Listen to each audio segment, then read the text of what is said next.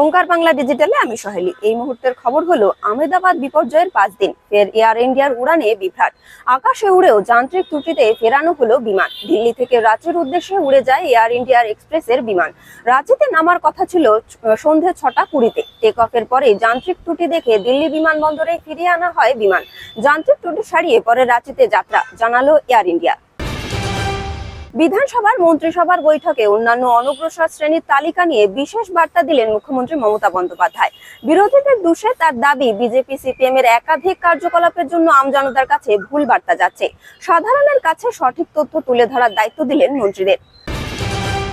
খিদিরপুরে পরিকল্পনা মাফিক আগুন লাগানো হয়েছে, এটি ম্যানমেড। মঙ্গলবার সকালে ঘটনাস্থলে গিয়ে এমনই বিস্ফোরক দাবি করেছেন রাজ্যের বিরোধী দলনেতা শুভেন্দু অধিকারী।